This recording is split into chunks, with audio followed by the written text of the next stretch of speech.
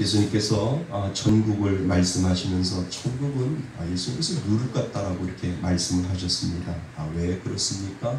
빨리 퍼지는 누룩의 특성을 예수님께서 말씀하고 계시는 거죠. 오늘 본문에 보면 사도 바울이 가는 곳마다 복음을 전하고요, 가는 곳마다 예수 그리스도의 복음을 전할 때 그것이 점점점 이 누룩처럼 확장되어 가는 것을 우리는 보게 되지요. 그러니까 하나님의 복음이 빨리 그리고 널리 퍼지는 모습을 계속해서 우리들에게 가르쳐주고 있습니다.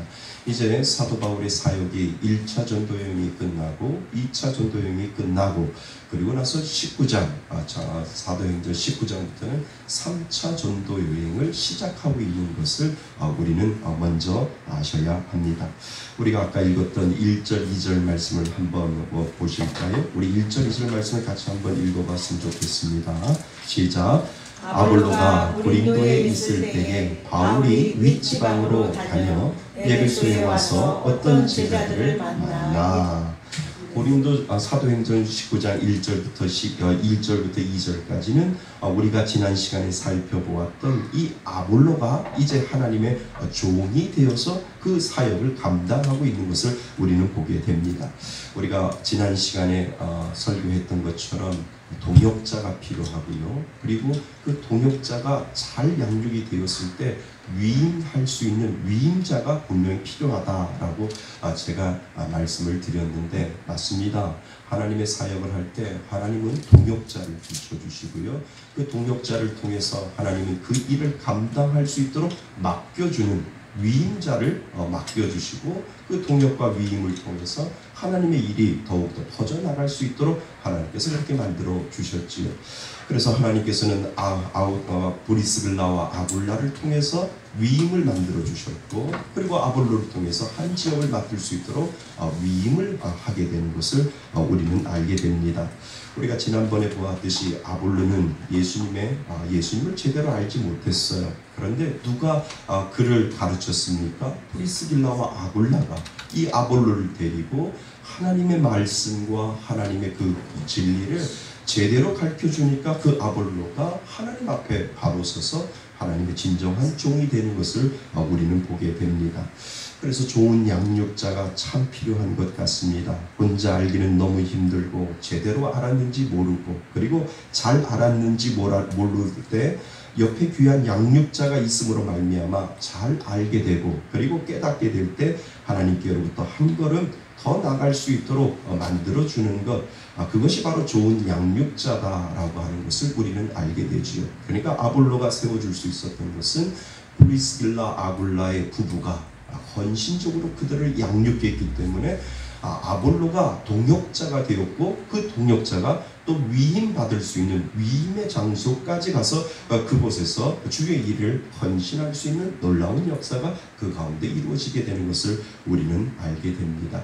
그래서 아볼로에게 브리스길라와 아굴라는 신앙의 눈을 뜨게 하는 귀한 사역자임을 우리는 알 수 있습니다.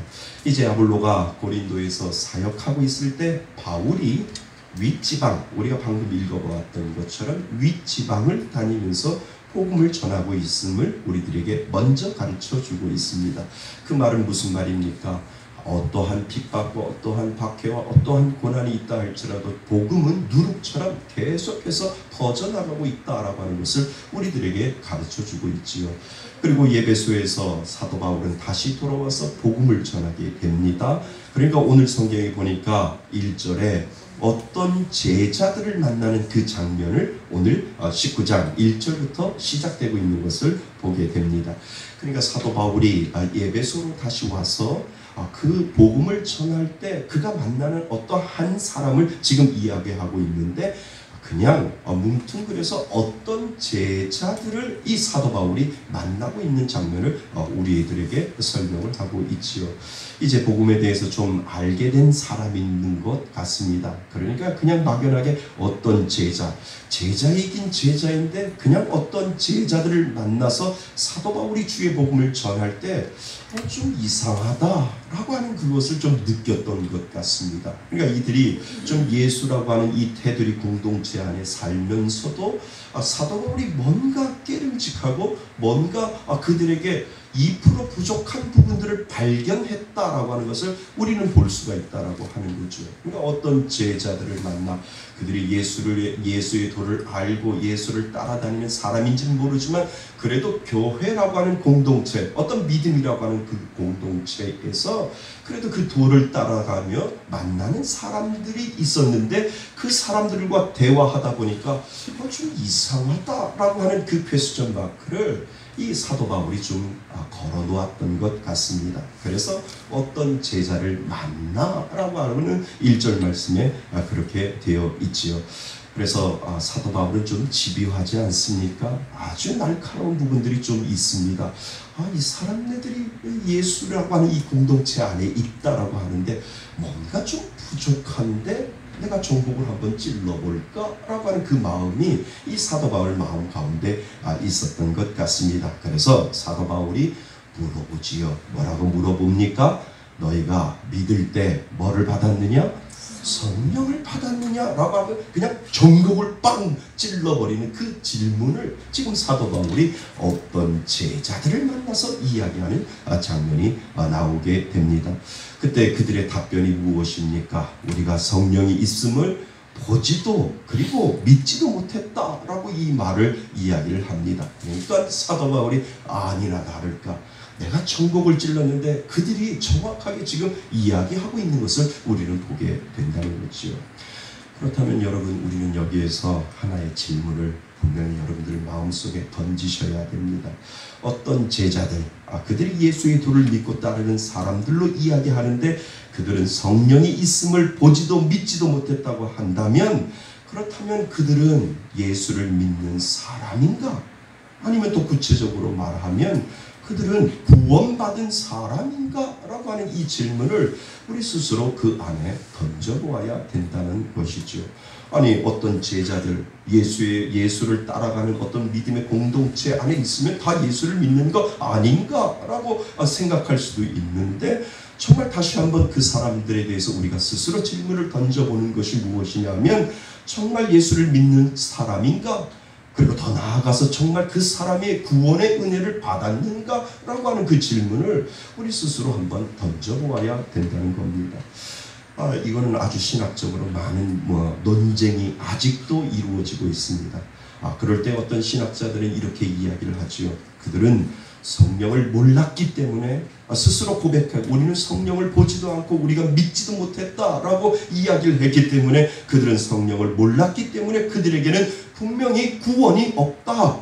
구원받지 못했다. 그냥 한마디로 말하면 교회만 다닐 뿐이지 진정 그리스도인은 아니다라고 이야기하는 신학자들도 분명히 있다라고 하는 겁니다.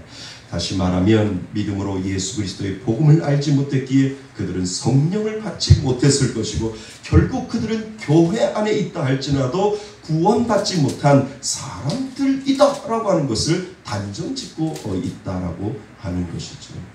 그런데 다른 한편으로 우리는 생각해 볼 수 있습니다. 어떤 신학자들은 이렇게 이야기합니다. 한편으로는 이야기를 이렇게 하지요. 그들은 세례 요한을 통한 회개의 세례를 받았고 그리고 예수를 알았기 때문에 그들이 성령을 보지도 믿지도 못했다라고 하는 것은 그들 안에 이미 성령은 있다. 그렇지만 성령이 강하게 임재하시는 성령의 세례, 성령의 충만함이 임하지 않아서 그들에게 방언과 예언이 없는 것이지 그들에게는 여전히 구원의 은혜가 분명히 있다라고 이야기하는 성경학자도 분명히 있습니다. 그래서 지금도 이 부분에 대해서 아주 뜨거운 감자처럼 논쟁을 구원이 있다, 구원이 없다, 예수를 믿는다, 예수를 믿지 않는다라고 하는 그러한 논쟁이 지금도 그들 가운데 신학자들 가운데 있음을 우리는 알게 됩니다. 여러분들은 어느 쪽이라고 생각합니까? 전자일까요? 그들은 성령을 보지도 않고 믿지도 않았기 때문에 그들에게는 예수라고 하는 이 공동체 안에 있다라고 하지만 그들에게는 구원이 없다라고 하는 이 전자가 여러분들에게 맞을까요? 아니면 그들에게는 예수 그리스도의 그 요한이 주는 회개의 세례를 받았기 때문에 예수를 분명히 알았을 것이고 예수를 알므로 말미암아 그 안에 성령이 분명히 임재할 것이고 단지 성령의 충만한 은혜가 그들에게 없기 때문에 그들에게 방언이 없었고 그들에게 예언이 없었을 것이다. 그들도 구원이 있을 것이다 라고 하는 둘 중에 하나인데, 여러분들은 어디라고 생각을 합니까? 전자입니까? 아니면 후자입니까? 그런데 오늘 성경은 그 답을 정확하게 우리들에게 설명을 해주고 있습니다. 우리가 아까 읽어보았던 3절 4절에 보시면 바울이 다시 물어보는 장면이 오늘 본문에 나와 있습니다. 우리 3절 4절 다시 한번 읽어보겠습니다. 3절 4절입니다. 시작. 바울이 이르되 그러면 너희가 무슨 세례를 받았느냐? 대답하되 요한의 세례니라. 바울이 이르되 요한이 회개의 세례를 베풀며 백성에게 말하되 내 뒤에 오시는 이를 믿으라 하였으니 이는 곧 예수라 하거늘. 아멘. 여기에 정답이 들어 있습니다. 그러니까 세례 요한이 분명히 이야기, 그러니까 그 말을 듣고 사도 바울이 말을 이어갈 때 요한의 회개와 세례의 이야기를 할 때 세례 요한이 분명히 그 다음 이야기를 했다라고 하는 거지요. 그것이 무엇입니까? 내 뒤에 오시는 이를 믿으라. 그가 누구라고요? 예수 그리스도라고 분명히 세례 요한이 그들에게 이야기했다라고 하는 거죠. 나는 너희들에게 물로 세례를 주지만 이것이 완성된 것이 아니라 나는 너희들에게 이야기한다. 내 뒤에 오시는 예수 그리스도가 메시아인데 그 메시아가 분명히 너희들에게 왔을 때 그 예수를 믿을 때 너희들에게 구원의 은혜가 임한다. 예수를 믿으라라고 세례 요한이 분명히 그들에게 이야기해주고 있다라고 하는 겁니다. 그러니까 예수가 진짜 메시아라고 하는 것을 너희들이 인지하고 있는가? 그리고 그 예수를 너희들이 기다리고 그 예수를 믿어야만 너희들에게 하나님의 성령의 은혜가 임하게 될 것이다 라고 하는 사실을 세례 요한이 이미 그들에게 가르쳐 주었다라고 하는 겁니다. 그들은 세례 요한의 회개의 세례를 받았지만 진정 예수를 만나지 못하고 그리고 예수님을 진정 믿지 못했다라고 하는 사실을 지금 사도 바울이 그들에게 지금 이야기하고 있는 것이죠. 그래서 그들은 예수가 그 안에 아직 없는 겁니다. 없기 때문에 성령이 그 안에 없는 것이죠. 성령이 없기 때문에 그 안에 예수라고 하는 이 공동체 안에 있다 할지라도 예수가 진정 믿어지고 예수가 분명히 나를 위해서 십자가에 못 박혀 돌아가셨다라고 하는 그 구원의 은혜가 그들에게는 아직 다가오지 않았음을 우리는 알게 된다는 거지요. 단지 예수의 도를 따르고 예수를 믿다고 말한다라고 하는 그 사실 때문에 구원의 은혜가 그 가운데 이루어진 것이 아니라 성령을 보지도 못하고 성령을 믿지도 못하고 성령을 따르지도 않았기 때문에 그 안에 예수의 성령의 은혜가 아직 임하지 않았다라고 하는 것을 우리는 알게 됩니다. 그리고 나서 사도 바울이 예수 그리스도를 그들에게 설명을 하지요. 아하, 너희들은 아직 그 안에 성령의 은혜가 없구나. 너희들에게는 아직 세례 요한이 주었던 그 회개의 세례가 있지만 너희들이 진정 예수를 만나서 그 예수를 만남으로 말미암아 너희들이 믿는 그 성령의 은혜가 아직 너희들에게 오지 않았구나라고 하는 것을 사도 바울이 그때 깨닫게 되는 거죠.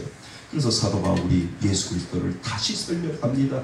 예수 그리스도가 이 땅에 오신 목적은 너희들의 죄인 가운데 있는 너희들을 구원해 주기 위하여 십자가에 못 박혀 돌아가심으로 말미암아 그냥 돌아가신 것이 아니라 십자가에 못 박혀 돌아가심으로 말미암아 부활하신 그 은혜가 우리들에게 믿는 자에게 하나님은 성령의 은혜를 주셨다라고 하시면서 그리고 그 믿는 자에게 성령이 영원히 떠나지 아니하는 은혜를 분명히 주신다라고 하는 그 설명을 사도 바울이 그 제자들에게 어떤 제자들에게 설명을 하게 되는 것이죠. 그들은 진심으로 예수를 그때 믿게 된 겁니다. 우리가 몰랐고 우리가 깨닫지 못했는데 사도 바울이 우리가 막혀있던 그 생각과 우리가 막혀있던 이 모든 것들을 깨닫게 해주는구나. 할렐루야, 내가 예수 그리스도를 믿습니다. 이제서야 예수 그리스도를 믿게 됩니다 라고 하는 그 고백을 할 때 그들이 이제 사도 바울을 통해서 예수 그리스도를 믿는 세례를 그때 받게 되었다라고 하는 겁니다. 그러니까 세례를 받음으로 말미암아 나는 예수를 믿습니다 라고 하는 이 믿음의 고백을 통해서 그 안에 누가 임재하게 됩니까? 성령이 그 안에 임재하게 되는 것을 그들이 체험하게 되고 진정 그들의 마음속에 예수 믿는 놀라운 성령의 임재가 그들 가운데 임하게 되는 것을 우리는 알게 됐지요. 여러분, 오늘날 교회 안에 이런 사람들이 얼마나 많이 있을까요? 어떤 제자들처럼 예수를 믿는다고 하면서도 정말 그 안에 성령이 없이 예수를 따른다고 하는 무리들이 오늘날 교회에서도 얼마나 많이 있을까?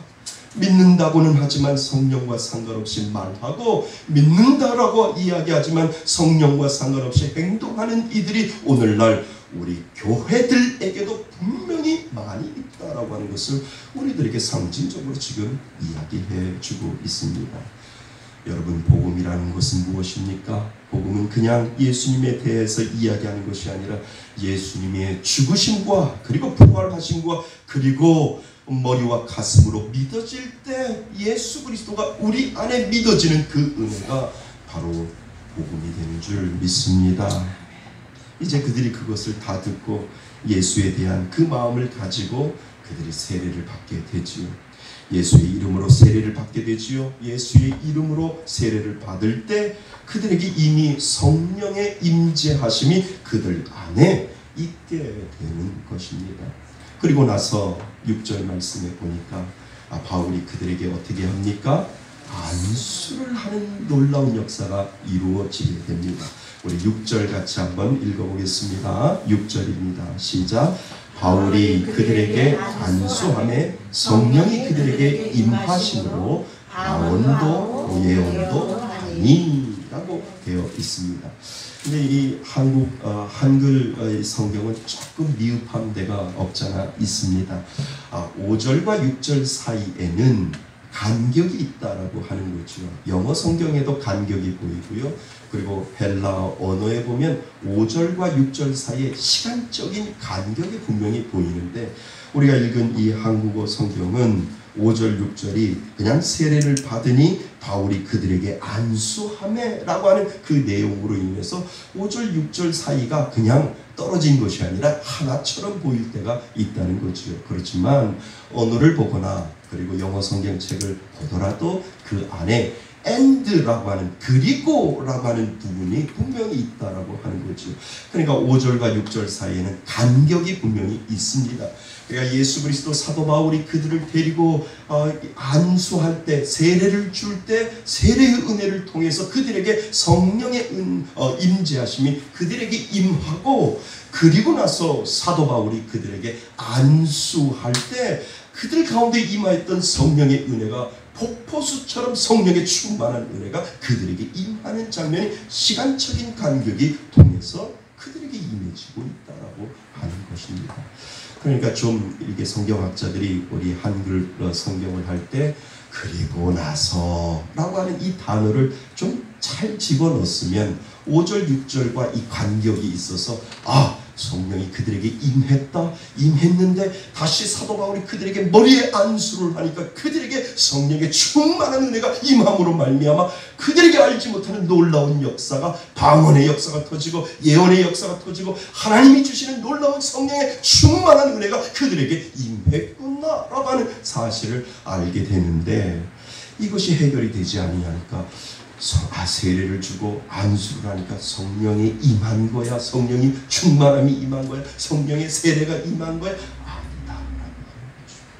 분명히 세례를 줄 때 믿는 자들에게 성령의 내주하심이 먼저 그 안에 이루어지고 그리고 나서 사도 바울이 그들에게 한 명 한 명 안수를 할 때 그 안수의 은혜를 통해서 성령의 충만함의 은혜가 하늘로부터 그들의 마음 가운데 임할 때 방언이 터지고 예언함이 터지고 하나님의 놀라운 역사의 충만함이 그들을 통해서 이루어지는 시간적인 간격이 그 안에 숨어 있다라고 하는 겁니다. 그러니까 바울이 그들에게 세례를 베풀 때 성령이 그들에게 내재하고 그리고 그들 안에 임하게 되는 사건이 그 안에 이르고 나서 그리고 사도 바울이 그들에게 안수할 때 성령의 강한 임재가 그들 가운데 임할 때 그들에게 놀라운 역사가 이루어지고 있음을 우리는 제대로 그것을 알아야 됩니다. 여러분, 많은 분들이 여기서 그것을 구별하지 못하고 있어요.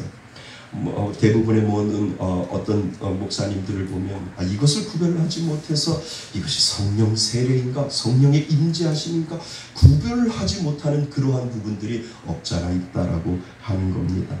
그렇지만 분명히 그 시간차의 간격이 그것을 통해서 우리들에게 가르쳐주고 있죠. 그러니까 성령의 내재하심과 그리고 나를 뒤흔드는 성령의 충만함의 은혜는 시간적인 간격을 통해서 하나님께서 우리들에게 임하고 있다라고 하는 겁니다. 사도 바울은 그들에게 성령이 임하심의 세례를 베풀고 그리고 성령이 그들의 안에 내재하였고 그리고 나서 안수함에 그들에게 성령의 충만함이 임하여 방언이라고 하는 것이 퍼지고 그리고 예언함에 충만한 은혜가 그들 가운데 이루어지고 있다라고 하는 것을 우리들에게 보여주고 있습니다. 우리 5절 6절을 아까 읽었죠? 5절 6절을 우리 다시 한번 보실래요? 5절 6절 한번 읽어보겠습니다. 시작. 그들이 듣고 주 예수의 이름으로 세례를 받으니 바울이 그들에게 안수함에 성령이 그들에게 임하심으로 방언도 하고 예언도 하니. 우리 다시 한번 읽었는데 할렐루야, 이러한 은혜가 여러분들에게도 있기를 바랍니다. 정말 이 은혜가 우리들 가운데 있을 때 정말 탄력이 우리들 가운데 있다라고 하는 거죠.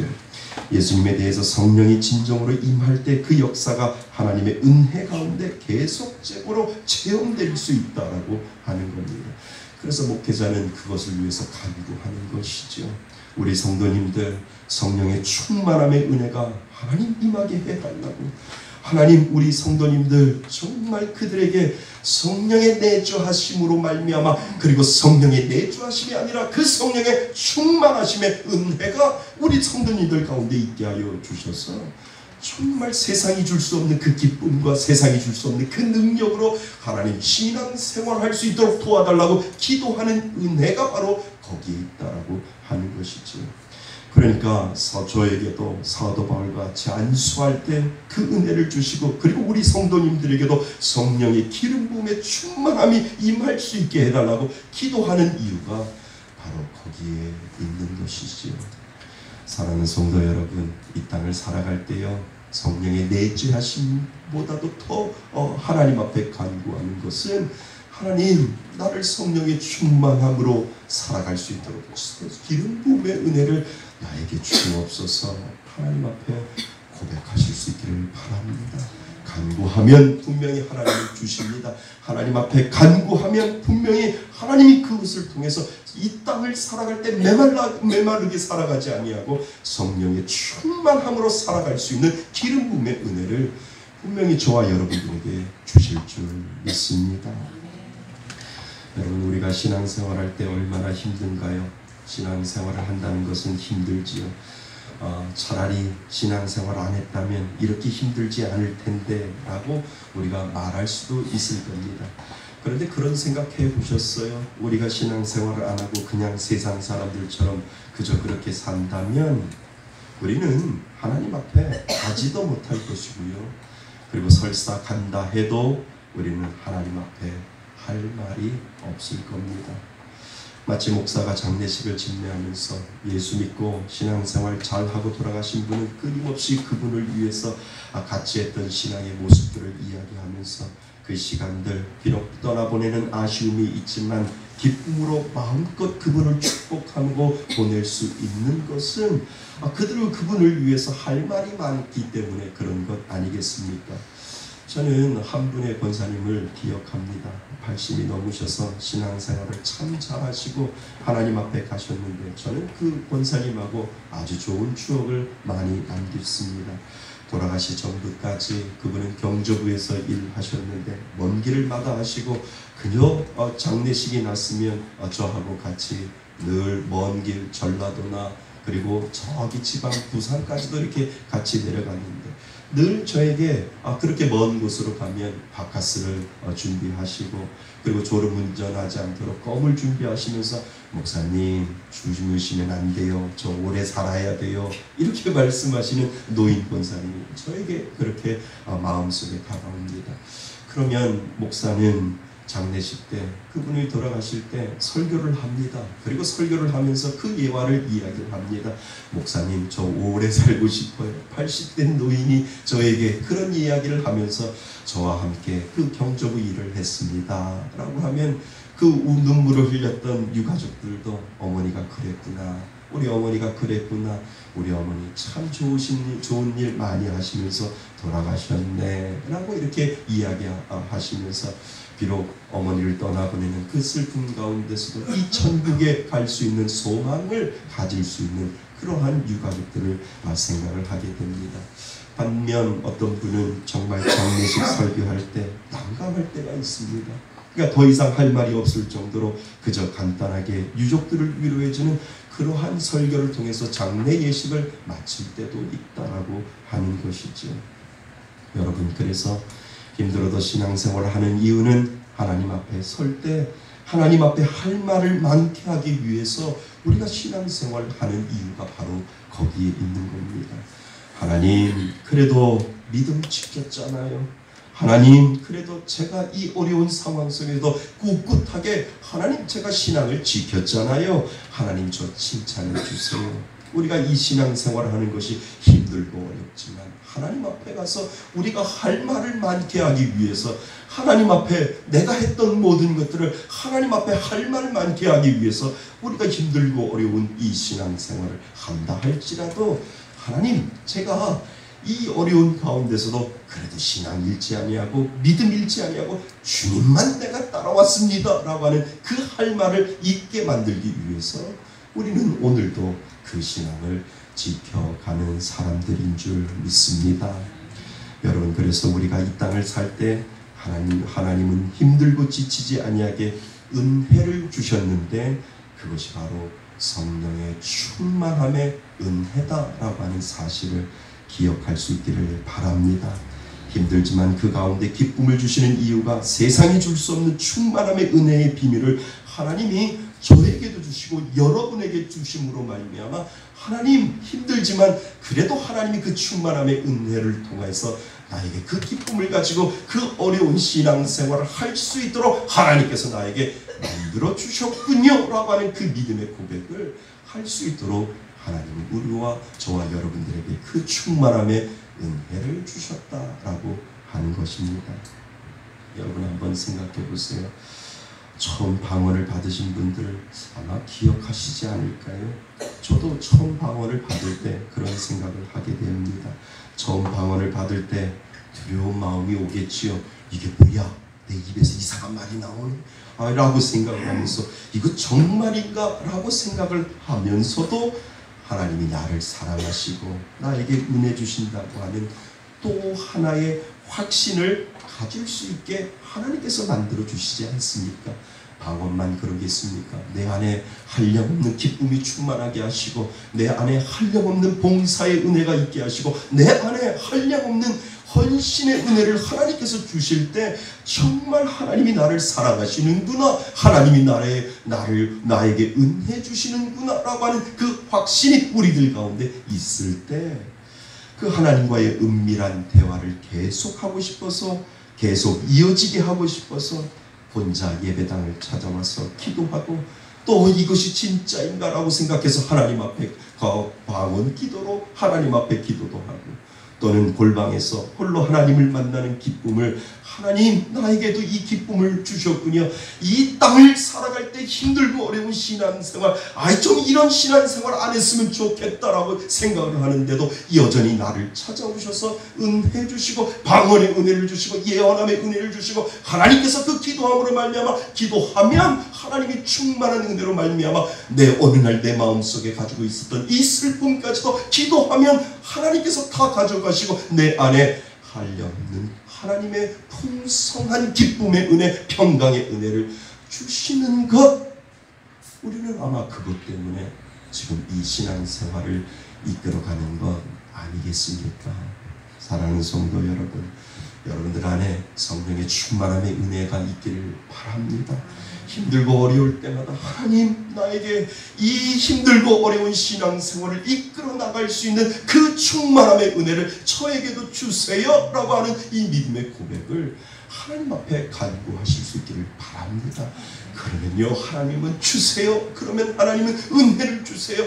어느 날 갑자기 노금주 집사님에게 방언의 은혜를 주신다며 한다면 교회 가지 말라고 해도 교회 와서 기도한다는 거죠. 그것이 하나님이 주시는 이 땅을 살아갈 때 우리에게 주시는 충만함의 은혜가 거기에 있다라고 하는 거죠. 그러니까 목사가 여러분들을 위해서 무엇을 기도하겠습니까? 하나님 그 어려움을 제거해 주세요가 아니라, 하나님 그 어려움이 있다 할지라도 하나님이 주시는 성령의 충만한 은혜로 그 어려움을 이길 수 있는 성령의 충만함을 주셔서 그것을 이겨나갈 수 있는 놀라운 역사가 그 가운데 있게 하여 주옵소서라고 기도하는 이유가 바로 거기에 있는 줄 믿습니다. 사랑하는 성도 여러분, 충만함의 은혜를 사모하시길 바랍니다. 목회자는 여러분들에게 충만한 은혜가 있게 해달라고, 하나님 때로는 방언의 은혜도 주시고 때로는 예언의 은혜도 허락하여 주시고 때로는 그 마음 가운데 성령의 충만한 은혜가 그들을 움직이게 하여 주셔서 그 기쁨으로 어려운 상황 속에서도 이겨나갈 수 있는 힘과 용기를 주옵소서라고 하는 그 기도를 하나님 앞에 하게 되는 것이지요. 사랑하는 성도 여러분, 오늘 여러분들과 여러분들의 가정에 참 구원의 은혜가 있기를 바랍니다. 진정 예수님이 우리를 위해 죽으시고 살아나신 것을 마음속에 믿고 고백할 때 성령의 은혜가 여러분들 가운데 내재하시는 줄 믿습니다. 그리고 그 내재하심으로 말미암아 어느 날 나를 뒤흔드는 성령의 충만함을 하나님 앞에 간구할 때 저와 여러분들에게 그 충만함의 은혜를 주실 줄 믿습니다. 신앙은 그 충만함의 은혜를 간구하고 그 은혜로 살아갈 때 놀라운 기름 부음의 역사가 오늘도 매일같이 여러분들 가운데 있게 되는 줄 믿습니다. 그 은혜를 사모하며 하나님, 나를 성령의 은혜로 채워주옵소서 늘 기도하며 주님 앞에 나아갈 수 있기를 주님의 이름으로 축원드립니다.